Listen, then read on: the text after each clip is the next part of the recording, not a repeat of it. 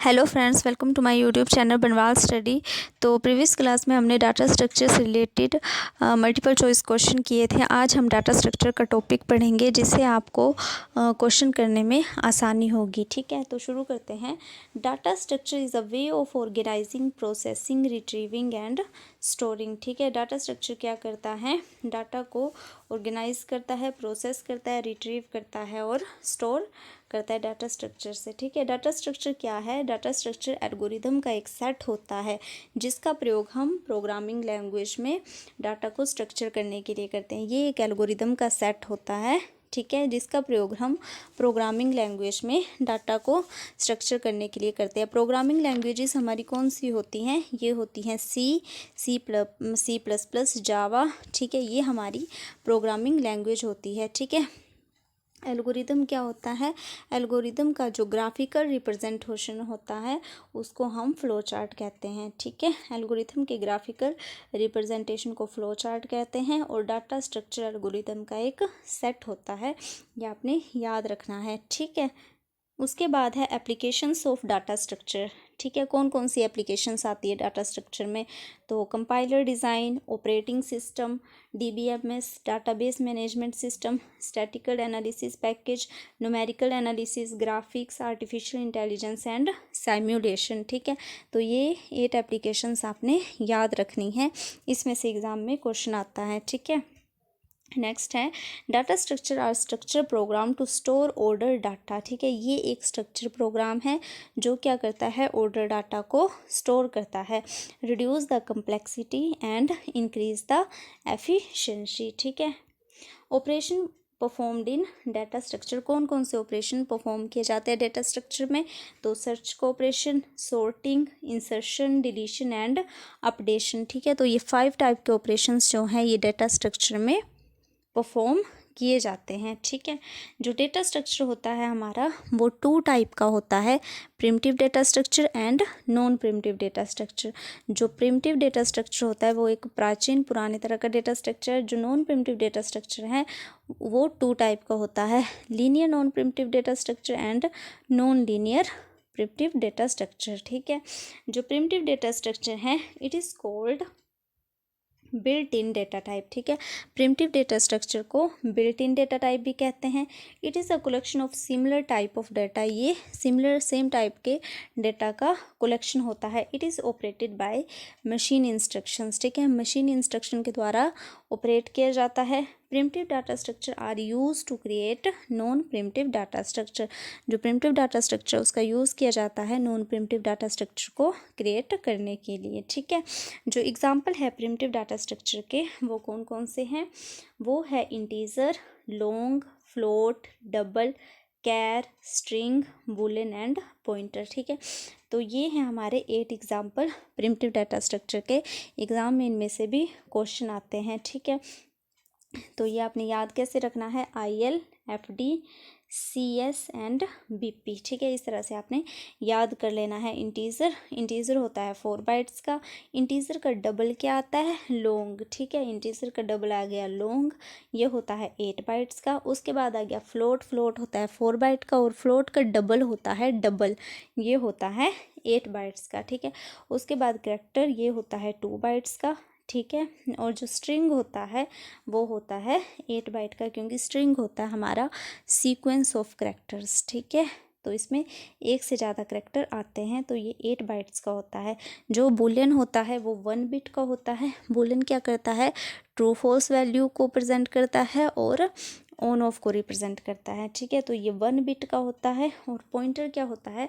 4 bytes का होता है। ये क्या करता है? मेमोरी लोकेशन को स्टोर करता है। ठीक है, तो ये 4 बाइट का होता है।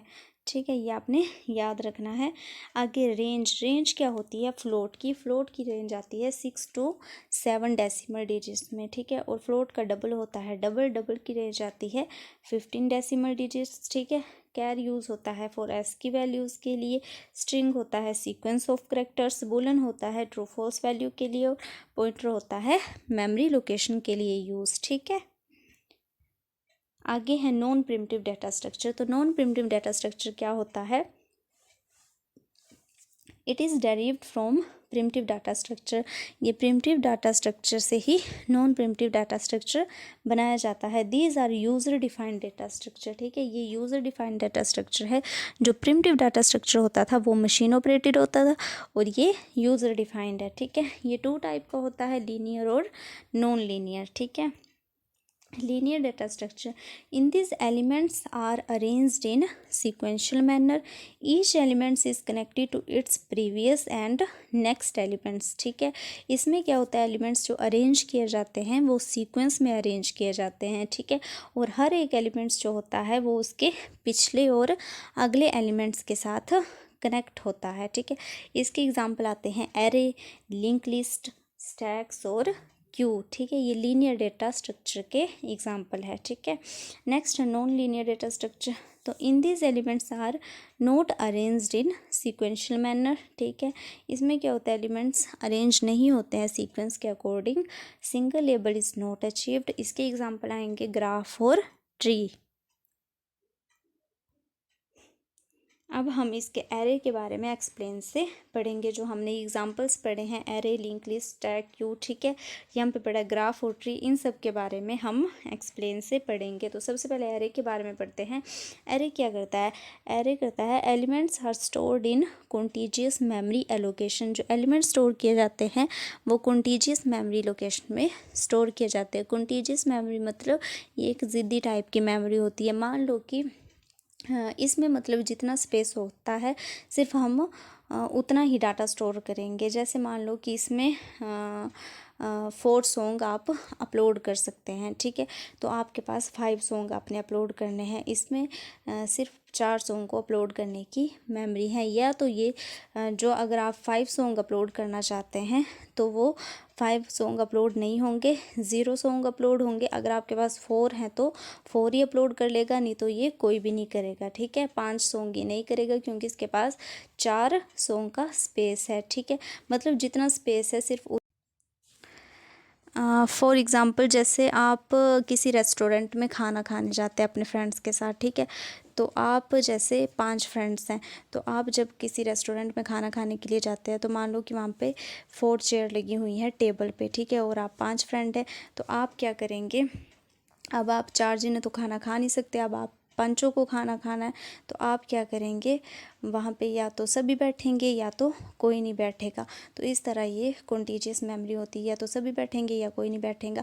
आप ऐसा नहीं कर सकते कि एक चेयर किसी और टेबल से खींच के ले आएंगे और 5 जने बैठ जाएंगे, इसमें ऐसा नहीं होता है। कॉन्टीजियस मेमोरी में या तो सभी बैठेंगे या तो कोई नहीं बैठेगा, या तो सारा डेटा अपलोड होगा, ठीक है, या तो बिल्कुल अपलोड नहीं होगा।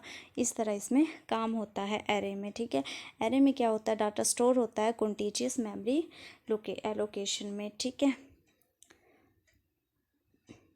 These elements are all of the same data types, ठीक है। The index of the first element in array is 0। जो इंडेक्स होता है फर्स्ट एलिमेंट का एरे में वो क्या होता है, 0 होता है। एरे इस तरह से स्टार्ट होता है, ठीक है। यहाँ पे 0 आएगा, 1 2 3 4, ठीक है। अब स्टैक क्या होता है, स्टैक होता है items are added and stored in a stack using a push operation, whereas the pop operation remove an element from the top of the stack.